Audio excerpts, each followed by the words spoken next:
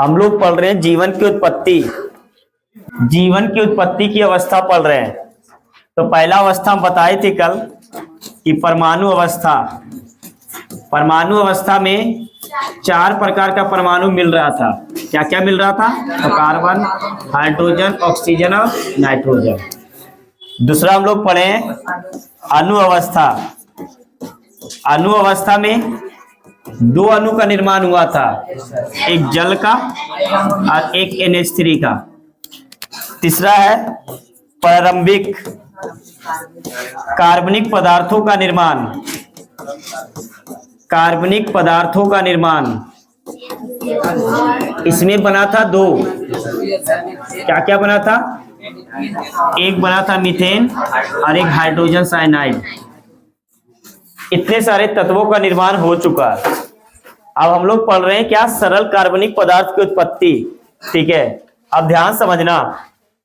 देखो चौथा पॉइंट। तो देखो ये मान लो कि पृथ्वी है, ध्यान समझना। ठीक है, अब ये बादल वर्षा भी कर रहा है। ये बादल क्या कर रहा है? वर्षा कर रहा है। ये मान लो सागर महासागर जो भी है, ये मान लो महासागर है। अब जब ये बादल वर्षा कर रहा है तो बताओ इसके ऊपर बहुत सारे गैस हैं। कौन कौन सा गैस है? तो ये ऊपर में कौन कौन सा गैस उड़ रहा है? बहुत सारा गैस है। मीथेन गैस, मीथेन गैस हो गया, हाइड्रोजन साइनाइड हो गया, उसके बाद अमोनिया हो गया, और इसके बाद क्या हो गया? अमोनिया के बाद hydrogen, nitrogen, carbon dioxide, carbide, nitride. ये सब के सब क्या है? नाइट्राइड। नाइट्राइड ये सब के सब गैस है। तो जब बारिश हुआ तो ये बारिश अपने साथ किसको लेकर के आया? गैस को लेकर के आया। और जब गैस को लेकर के आएगा, जब महासागर में ये पानी जमा होगा तो साथ साथ ये गैस भी क्या होगा? उस महासागर के अंदर चला जाएगा। समझ में आए बात? तो ये जो महासागर है, इस महासागर में पानी तो है ही है क्योंकि बारिश हो रहा था, और पानी के साथ साथ इस महासागर में क्या क्या आ गया? इस महासागर में आ गया H2। इस महासागर में हाइड्रोजन गैस उपस्थित हो गया, अमोनिया हो गया, मीथेन हो गया, हाइड्रोजन साइनाइड हो गया, नाइट्रोजन हो गया, कार्बन डाइऑक्साइड हो गया, कार्बाइड हो गया और नाइट्राइड। ये सब गैस अब कहाँ मिल रहा है? ये सब गैस अब मिल रहा है जल में। अब ध्यान समझना कि जल में ये सब जब लाखों करोड़ों वर्ष रहा तो ये आपस में जल में क्या कर लिया? अभिक्रिया कर लिया। और जल में जब आपस में अभिक्रिया करेगा तो अभिक्रिया करने के बाद, अभिक्रिया के बाद ये एक दिन का काम नहीं है, लाखों करोड़ों वर्ष के बाद हो रहा है ये सब। तो अभिक्रिया के बाद सरल कार्बनिक पदार्थ का क्या हो गया? उत्पत्ति हो गया। सरल कार्बनिक पदार्थ में अमीनो अम्ल, किसका किसका निर्माण हुआ? अमीनो अम्ल का निर्माण हुआ। साथ साथ पेंटोज शर्करा, पेंटोज शर्करा, हेक्सोज शर्करा, हेक्सोज शर्करा, सब शर्करा बताए थे इसमें बायोमोलिक्यूल्स में। ठीक है, उसके बाद एल्डिहाइड वगैरह बना, उसके बाद कीटोन बना, कीटोन बना, और उसके बाद बन गया अल्कोहल। अल्कोहल का निर्माण हुआ, वसा अम्ल बना, वसा अम्ल के साथ साथ ग्लिसरॉल बना, ग्लिसरॉल, बाकी न्यूक्लिक अम्ल बहुत सारे बना, न्यूक्लिक अम्ल। ये सब का क्या हो गया? निर्माण हो गया। कैसे निर्माण हुआ? तो ये सब गैस जो था ये जल के साथ महासागर में आकर के जमा होते चला गया, और लाखों करोड़ वर्ष जब अभिक्रिया हुआ तो अभिक्रिया होने के बाद सरल कार्बनिक पदार्थों की क्या हो गया? उत्पत्ति हो गया। समझ में आया बात? तो ये सब उत्पत्ति कहाँ हो रहा है? महासागर, सागर में हो रहा है जहां जल की मात्रा बहुत ज्यादा है। अब बात ये है कि ये सब अभिक्रिया जल में ही क्यों हो रहा है? तो ध्यान समझना कि हम लोग के कोशिका में, ध्यान समझो, हम लोग का ये कोशिका है, कोशिका के अंदर ये क्या है? केंद्रक। केंद्रक के अंदर उपस्थित है क्या? गुणसूत्र। और ये कोशिका हम लोग का जीवन जो है ये कोशिका द्रव में ही है। ये क्या है? कोशिका द्रव में ही हम लोग का क्या है? जीवन है। अगर ये कोशिका द्रव में, सुनो ध्यान से, अगर ये कोशिका द्रव में अगर रासायनिक अभिक्रिया हो रहा है, उपापचय अभिक्रिया हो रहा है, तभी तक जीवन है। जिस दिन या इस द्रव में अभिक्रिया रुक जाएगा उस दिन वो जीवन क्या हो जाएगा? खत्म हो जाएगा, नष्ट हो जाएगा। क्योंकि जितने भी प्रकार का अभिक्रिया है इसी कोशिका द्रव के अंदर है। ठीक है, प्रोटीन का निर्माण होता है इसी द्रव में, ठीक है, वसा का निर्माण होता है इसी द्रव में। जितने भी चीज ये शरीर बन रहा है सब के सब कोशिका के अंदर ही होता है, मतलब द्रव के अंदर ही अभिक्रिया होता है। और द्रव एक प्रकार का क्या है? तरल है। समझ में आया बात? क्या है? द्रव। द्रव एक प्रकार का क्या है? तरल है, पानी है। तो पानी में अभिक्रिया यहाँ हम लोग के कोशिका के अंदर भी हो रहा है, और जब पहला जीव भी बना था उस समय भी अभिक्रिया क्या किसमें हुआ? पानी में ही हुआ। इसलिए जल माध्यम हम लोग के शरीर के संरचना के लिए बहुत ज्यादा क्या होता है? जरूरी होता है। समझ में आ गया बात? क्लियर हुआ? तो ये सबके सब आपस में अभिक्रिया करके बना लिया क्या? इतने सारे सरल कार्बनिक पदार्थों का क्या कर लिया? निर्माण कर लिया। तो लिखो, और क्या लिखो? लिखो वायु में उपस्थित, लिखो वायु में उपस्थित, वायु में उपस्थित hydrogen, comma ammonia, comma methane, comma hydrogen cyanide, सबके नाम लिखना HCN वगैरह, hydrogen cyanide, comma nitrogen, nitrogen, comma carbon dioxide, carbon dioxide, comma carbide, comma carbide, और नाइट्राइड, और नाइट्राइड, और नाइट्राइड वर्षा जल के बूंदों के साथ, वर्षा जल के बूंदों के साथ, वर्षा जल के बूंदों के साथ, बूंदों के साथ आकर, आकर सागर और महासागरों में, सागर और महासागरों में, सागर और महासागरों में एकत्रित हुआ, सागर और महासागरों में एकत्रित हुआ, और सरल कार्बनिक पदार्थ की, और सरल कार्बनिक पदार्थ की, और सरल कार्बनिक पदार्थ की उत्पत्ति हुई, उत्पत्ति हुई,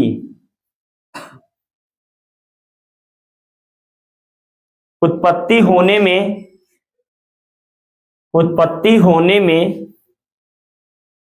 उत्पत्ति होने में लाखों करोड़ों वर्ष का, लाखों करोड़ों वर्ष का, लाखों करोड़ों वर्ष का समय लगा, लाखों करोड़ों वर्ष का समय लगा। क्योंकि हम लोग का पहला जीव भी जो आया था वो जल में आया था, और हम लोग का जीवन भी कहाँ है? जल में ही है।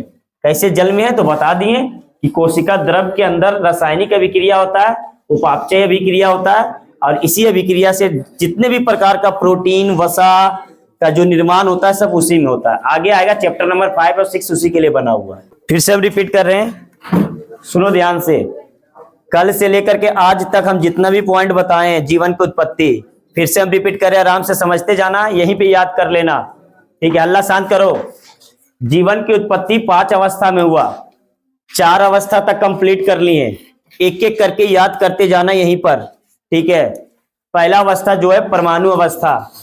जब पृथ्वी का निर्माण हुआ तो 4 प्रकार का परमाणु उपस्थित था। चारों प्रकार का परमाणु भूलना नहीं है कभी, ठीक है? कार्बन, हाइड्रोजन, ऑक्सीजन और नाइट्रोजन, ये 4 प्रकार का परमाणु पहले से पृथ्वी में उपस्थित था। कैसे था? ये एनसीईआरटी में लिखा हुआ भी नहीं है, कोई सा भी बुक में लिखा हुआ नहीं है, ठीक है? दूसरा होता है अणु अवस्था। अणु अवस्था में क्या हुआ कि परमाणु आपस में जुड़ करके अणु का निर्माण किया। जिसमें से 4 परमाणु में से हाइड्रोजन परमाणु बहुत ज्यादा था, उसका संख्या बहुत ज्यादा था। तो ऑक्सीजन क्या किया, हाइड्रोजन के साथ जुड़ जुड़ कर जल का निर्माण किया, और कुछ ऑक्सीजन कार्बन डाइऑक्साइड का भी निर्माण किया, और ऑक्सीजन की मात्रा घट गया, कम गया पूरी तरीके से। तो कैसा हो गया प्रवृत्ति, अपचायक। तो पुरानी पृथ्वी कैसा था, अपचायक पृथ्वी। अपचायक पृथ्वी इसको बोलते हैं जिसमें ऑक्सीजन की मात्रा नहीं रहता, ठीक है। उसके बाद सुन लो कि देखो अभी का जो पृथ्वी है, अभी का पृथ्वी ऑक्सीकारक है, ऑक्सीजन की मात्रा है, लेकिन उस समय पृथ्वी कैसा था, अपचायक। देखो उस समय अगर अपचायक, उस समय समझ लो अगर अपचायक नहीं होता तो अपचायक का मतलब होता है कि दो अभिक्रिया को कराना, उसको हम लोग बोलते हैं अपचायक। ऑक्सीकरण में होता है कि अभिक्रिया को तोड़ना, समझ में आए बात। तो अपचायक में ही कोई भी पहला जीवन आएगा, ऑक्सीकरण में कभी भी जीवन नहीं आ सकता, समझ में आ गया बात। उसके बाद क्या हुआ कि हाइड्रोजन उसके बाद जुड़ा किसके साथ, नाइट्रोजन के साथ, और मिल करके क्या बना दिया, अमोनिया। तो 2 प्रकार का अणु का निर्माण हुआ, एक जल और एक किसका हुआ, अमोनिया का। तो 2 कंप्लीट हुआ।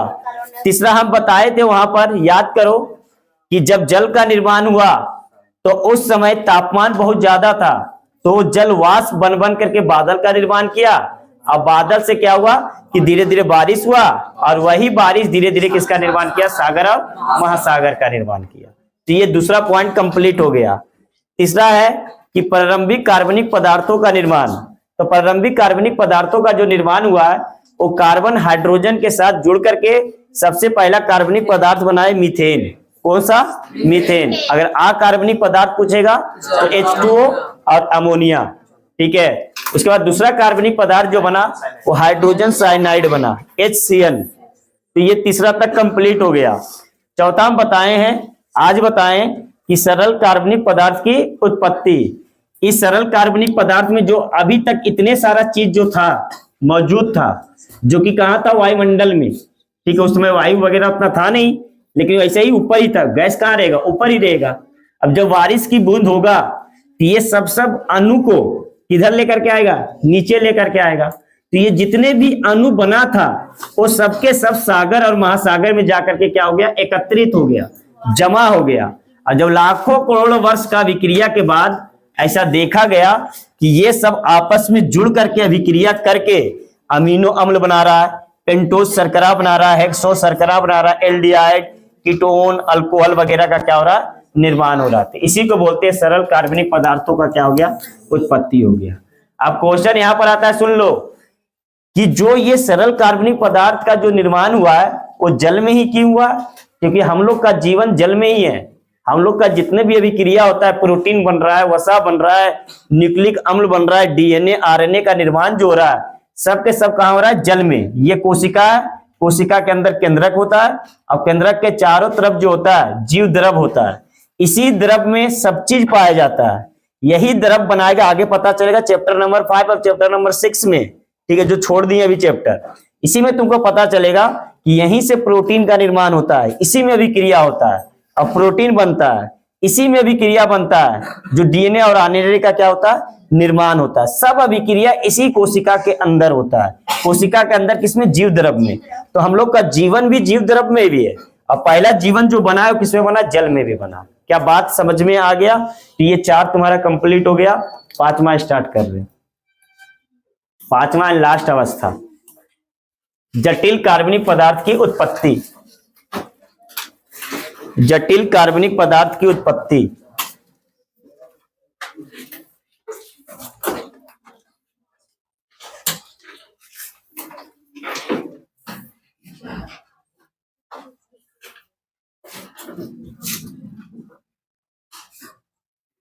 जटिल कार्बनिक पदार्थ की उत्पत्ति।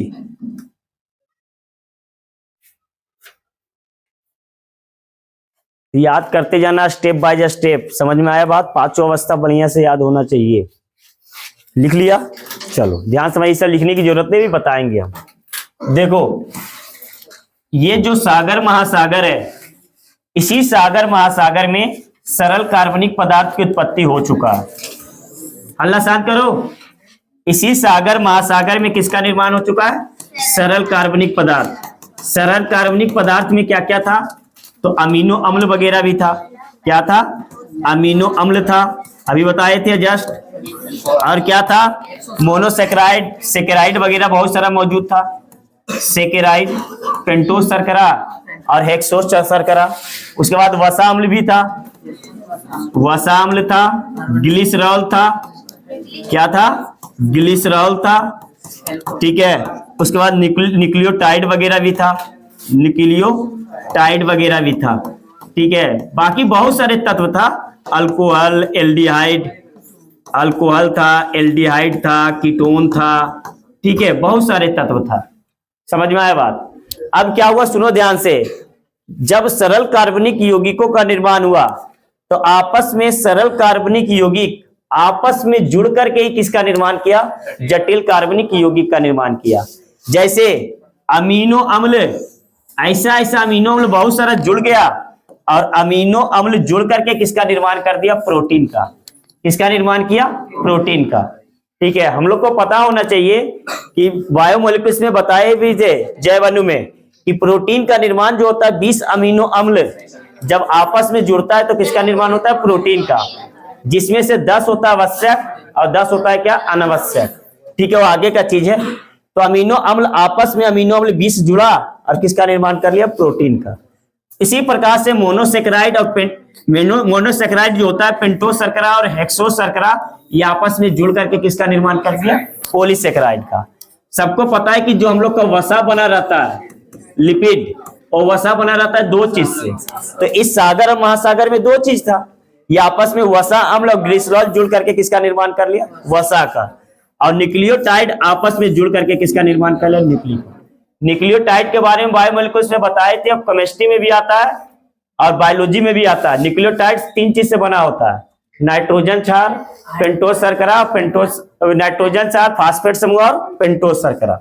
अरे बता चुके हैं कि ये न्यूक्लियोटाइड्स किससे बना रहता है? पेंटोज शर्करा। और किससे बना रहता है?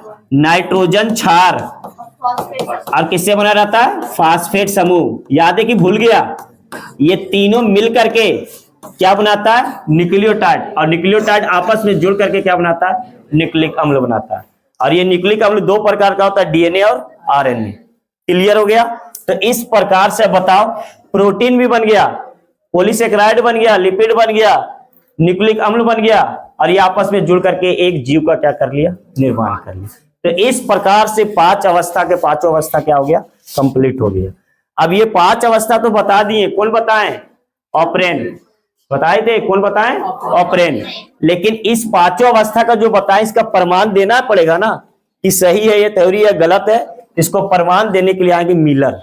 कौन आएंगे? मिलर। हेडिंग डालो, देखो, रासायनिक विकास का प्रमाण, मिलर का सिद्धांत। 2 नाम याद रखना। अगर क्वेश्चन लिख करके आ गया रासायनिक विकास का प्रमाण, तो जो बता रहे तो भी उसमें लिखना है, और मिलर का सिद्धांत लिख करके आ गया तो भी उसमें वही लिखना है। ठीक है, मतलब जो जीवन की उत्पत्ति के बारे में जो 5 अवस्था बताया गया वो सही है या गलत है, उसी को समझाने के लिए आएंगे। ध्यान समझना कि जितने भी बताएं अवस्था, ठीक है, कि जीवन की उत्पत्ति कैसे हुआ, उसके बारे में प्रमाण दिए हैं कौन? मिलर दिए हैं। पहले एक डायग्राम हम बनाते हैं, उस डायग्राम के अकॉर्डिंग तुम सबको समझना है बढ़िया से। ठीक है, उन्होंने क्या किए कि एक पहले इस प्रकार का सेटअप बनाए।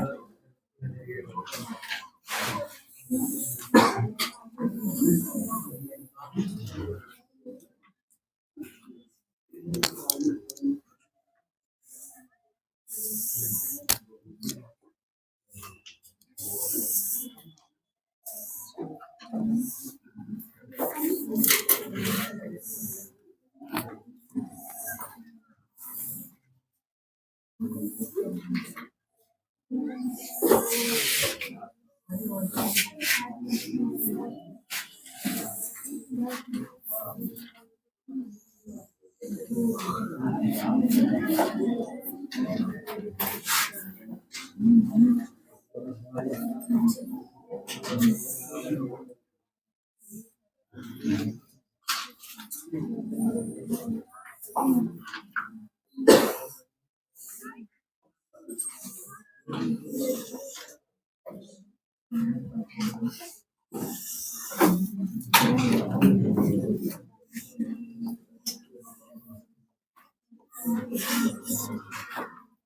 एक सेटअप है इनका, ठीक है, ध्यान समझना, ये इनका सेटअप है। ये है फ्लास्क, इसको बोलते हैं फ्लास्क। इस फ्लास्क में क्या किए, ये पानी लिए, जल लिए, इसमें क्या लिए, जल, ध्यान समझते जाना, इसमें लिए हैं जल, ठीक है, और इसमें 3 गैस लिए हैं। कितना गैस, 3 गैस। एक है तुम्हारा मीथेन, मीथेन, दूसरा लिए अमोनिया, और तीसरा लिए हाइड्रोजन गैस। कितना गैस लिए, 3। हम याद रखना, भूलना मत, पहले बोल रहे मिलर का सिद्धांत में, ये लिए मीथेन, अमोनिया, ये हाइड्रोजन गैस। ये जो अनुपात लिए 2:1:2 में, इसका मतलब समझ में आया, इसका मतलब समझ में आया क्या हुआ। हल्ला शांत करो।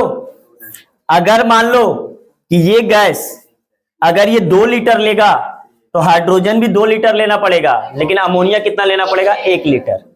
समझ में आ गया बात, ये अनुपात में यहां पर लिया गया। तो ये 3 गैस का मिश्रण है, ये है मीथेन, अमोनिया और हाइड्रोजन गैस। अब ध्यान समझते जाना, यहां पर क्या किए, ये यहां पर ये टंगस्टन का 2 इलेक्ट्रोड लगा दिए। कितना इलेक्ट्रोड, 2 इलेक्ट्रोड, टंगस्टन का इलेक्ट्रोड है, टंगस्टन का इलेक्ट्रोड। हल्ला शांत करो, ध्यान समझते जाना। देखो टंगस्टन का इलेक्ट्रोड, ध्यान से समझो, ये जो टंगस्टन का इलेक्ट्रोड है यहां पर ऊष्मा उत्पन्न करेगा, क्योंकि इसको 75, देखो एनसीईआरटी में दिया हुआ नहीं है लेकिन हम बता देते हैं डाटा, 75,000 वोल्ट से इसको जोड़ा गया, 75,000 वोल्ट। समझ में आया बात। और जब 75,000 वोल्ट से इसको, हल्ला शांत करो, 75,000 वोल्ट से जब इसको जोड़ेंगे तो स्पार्क होगा, और स्पार्क की वजह से इसका तापमान हो जाएगा 800 डिग्री सेल्सियस। कितना हो जाएगा तापमान, 800 डिग्री सेल्सियस। क्या क्या बताएं, आराम से समझते जाओ, फिर हम रिलेट करेंगे। इसमें क्या किए, जल लिए, हल्ला शांत करो, इसमें जल लिए एक फ्लास्क में, इस दूसरा फ्लास्क में लिए 3 गैस लिए। ये गैस है मीथेन, अमोनिया और हाइड्रोजन गैस। अनुपात कभी भूलना नहीं है, कैसे क्वेश्चन आता हम बताएंगे। 2:1:2 में लिया गया, ठीक है। इसमें टंगस्टन का 2 इलेक्ट्रोड लगाया गया, और ये टंगस्टन के इलेक्ट्रोड को 75,000 वोल्ट के बैटरी से जोड़ दिया गया। 75,000 वोल्टेज के बैटरी, समझ सकता है कितना बड़ा ऊर्जा दिया गया इसमें। क्यों दिया गया, क्योंकि तापमान कितना आना चाहिए इसमें, 800 डिग्री सेल्सियस। क्यों, क्योंकि उस समय पृथ्वी कितना था, 800 डिग्री सेल्सियस पे था। समझ में आया बात, 600 कहीं पे 800 लिखता है, लेकिन ये मेंटेन कितना किए, 800 डिग्री सेल्सियस पे। क्यों किए, क्योंकि उस समय पृथ्वी क्या था, पृथ्वी का तापमान बहुत ज्यादा था, तो उसके अकॉर्डिंग लिए ये। क्लियर हो गया, कोई दिक्कत इसमें। अब ध्यान से समझते जाना कि क्या हुआ कहानी। इसमें क्या किए, ये सुनो ध्यान से, इसको गर्म किए। ये जो जल है, इस जल को क्या किए, गर्म किए। अब जब जल को गर्म करेंगे तो स्वाभाविक है कि यहां से क्या निकलेगा, वाष्प निकलेगा। क्या निकलेगा, वाष्प। और यही वाष्प इस पाइप नली से होते हुए किसमें आकर के मिक्स होगा, इस फ्लास्क में क्या होगा, मिक्स होगा। ये वाष्प गर्म वाष्प है, ये वाष्प कैसा है, गर्म वाष्प है। ये गर्म वाष्प किसमें जाकर के मिल रहा है, इस फ्लास्क में। कंटिन्यू इसको लगातार इसको हीट करते गया, ठीक है। और ये लगातार 18 दिन तक ये ऐसा ही रहा। कितना दिन तक, 18। भूलना मत, ये सब डेट वगैरह पूछा जाता है ऑब्जेक्टिव में, 18 दिन तक, ठीक है। तो पहले समझ लो, आराम से समझो, कोई जल्दबाजी नहीं। इसको लॉक कर दिया गया 18 दिन में, इसको क्या कर दिया गया, लॉक कर दिया गया, ठीक है। फिर से हम बोल रहे हैं कि मिलर का सिद्धांत में 2 फ्लास्क लिया गया। हल्ला शांत कर लो। इस फ्लास्क में जल लिया गया और जल को गर्म किया गया। जैसे जल गर्म होगा इससे गर्म वाष्प निकलेगा, और ये गर्म वाष्प किसमें जाकर के मिलेगा, इस फ्लास्क में। इस फ्लास्क में पहले से मौजूद था, तीन प्रकार का गैस, जिसमें क्या था, मीथेन, अमोनिया और हाइड्रोजन गैस, जिसका अनुपात लिया गया 2:1:2 में। और यहाँ पर टंगस्टन का 2 इलेक्ट्रोड लगाया गया, जिसको 75,000 वोल्ट के बैटरी से क्या किया गया, जोड़ा गया, ताकि तापमान स्पार्क होगा, और स्पार्क होगा तो यहाँ का तापमान क्या हो जाएगा, 800 डिग्री सेल्सियस, जिसको 18 दिन तक ऐसे ही रख दिया गया। कितना दिन तक, 18 दिन तक। अब हम इसको रिलेट करते हैं महासागर से, ध्यान समझना। जिस समय महासागर जो था, उस महासागर में क्या था, पानी था। क्या था, पानी था। उस समय तापमान बहुत ज्यादा था, लगभग 800 डिग्री सेल्सियस के आसपास। तो उसमें जो भी तत्व होगा वो कहीं ना कहीं जल के वाष्प के साथ ही तो होगा, क्योंकि तापमान ज्यादा है, और ज्यादा तापमान पे जल क्या होता है, वाष्प बनता है, खौलता हुआ पानी में। हम लोग बोल सकते हैं उस समय महासागर कैसा था, खौलता हुआ पानी था। क्योंकि अभी जो तापमान कितना है, 40-45 डिग्री सेल्सियस, और उस समय तापमान कितना था, 800 डिग्री सेल्सियस। तो उस समय जो तत्व था महासागर के अंदर, वो खौलता हुआ पानी में था। तो यहां पर भी हम लोग क्या किए, वाष्प लिए, खौलता हुआ क्या ले रहे हैं, पानी ले रहे हैं, जिसमें 3 प्रकार का क्या लिए, तत्व लिए। 18 दिन के बाद देखें, जब 18 दिन इसको ऐसे ही रख दिए मेंटेन करके, कितने डिग्री पर, 800 डिग्री, इसको भूलना नहीं है, 800 डिग्री पर 18 दिन के बाद रखें। तो इसके बाद इसको देखें कि यहां से लाल रंग का कुछ अवक्षेप प्राप्त हो रहा है। क्या प्राप्त हो रहा है, लाल रंग का अवक्षेप। ध्यान समझना, इस लाल रंग के अवक्षेप को जब बाहर निकाले बर्तन में, इसको देखा गया, तो इस बर्तन में बहुत सारे कार्बनिक यौगिक भी है, और बहुत सारे अकार्बनिक यौगिक भी क्या है, मौजूद है। इसमें बहुत सारे कार्बनिक यौगिक के रूप में क्या क्या मिला, सुन लो ध्यान से। इसमें देखा गया तो इसमें मिल रहा था अमीनो अम्ल। क्या मिल रहा था, अमीनो अम्ल। 3 प्रकार का अमीनो अम्ल मिला। नीट के लिए बता रहे हैं क्वेश्चन, 3 प्रकार का अमीनो अम्ल पाया गया। एक है ग्लाइसिन, दूसरा है एलेनाइन, और तीसरा क्या है, एस्पार्टिकम। तुम सब डायरेक्ट बिहार बोर्ड वाला डायरेक्ट याद रखना, ये लाल रंग के अवक्षेप में क्या मिला, अमीनो अम्ल मिला। अगर जो नीट का तैयारी कर रहा तो ये अमीनो अम्ल का नाम भी याद रखना है। क्लियर हो गया। इसके अतिरिक्त फॉर्मिक अम्ल इसमें मिला, अवक्षेप में क्या मिला, फॉर्मिक अम्ल भी मिला, एसिटिक अम्ल भी मिला, ऑक्जेलिक अम्ल भी मिला, और बहुत अलग अलग प्रकार के शर्करा भी इसमें मिला, और नाइट्रोजन क्षार भी क्या हुआ, मिला। तो इससे ये प्रूफ होता है कि जो बताया गया सिद्धांत, वो कहीं ना कहीं ये प्रमाण क्या कर दिया, साबित कर दिया कि वो थ्योरी कहीं ना कहीं क्या है, सही है। मतलब जब बहुत सारे तत्व को अधिक तापमान पे रखते हैं तो आपस में एक दूसरे से क्या कर लेता है, अभिक्रिया करता है, और अभिक्रिया करके जटिल यौगिक और कार्बनिक यौगिक का क्या करता है, निर्माण करता है। यही है तुम्हारा मिलर का सिद्धांत। क्लियर हो गया। तो मिलर के सिद्धांत में क्या लिखना है, सुन लो ध्यान से, इसको रखने की जरूरत नहीं है। 2 फ्लास्क लेते हैं, एक फ्लास्क में पानी लेकर के उसको क्या करते हैं, गर्म करते हैं, जिससे जल का वाष्प, गर्म वाष्प निकल करके किस में जाता है, फ्लास्क में जाता है। और इस फ्लास्क में मीथेन, अमोनिया और हाइड्रोजन गैस लिया जाता है, जो 2:1:2 में लिया जाता है। ठीक है। इसमें 2 टंगस्टन का इलेक्ट्रोड लगाते हैं। ये वोल्टेज जरूरी नहीं है, लेकिन इसको याद रखना, इस टंगस्टन के इलेक्ट्रोड के कारण यहाँ का तापमान कितना हो जाता है, 800 डिग्री सेल्सियस, और 18 दिन तक इसको ऐसे ही छोड़ दिया जाता है। जब 18 दिन के बाद इसको निकाला जाता है तो ये लाल रंग का क्या होता है, अवक्षेप प्राप्त होता है। ये लाल रंग का अवक्षेप में अमीनो अम्ल, ऑक्जेलिक अम्ल, एसिटिक अम्ल, बहुत सारे अलग अलग प्रकार का क्या मिला, कार्बनिक और अकार्बनिक पदार्थ मिला। तो इससे ये प्रूफ हुआ कि जो बताया गया थ्योरी वो कहीं ना कहीं क्या सही है। अब सुनो, ऑब्जेक्टिव में किस प्रकार से पूछेगा कि मिलर का सिद्धांत कितने दिन के लिए था, 18 दिन के। दूसरा, मिलर के सिद्धांत का अनुपात, तो ये रट करके मत जाना, 2:1:2 मत रख के जाना। क्वेश्चन ऐसे भी देता है, NH3 CH4 और H2 का अनुपात क्या है। तो याद रखना, अमोनिया होता है 1, तो जहां अमोनिया रहेगा वहां पर 1, बाकी सब क्या 2।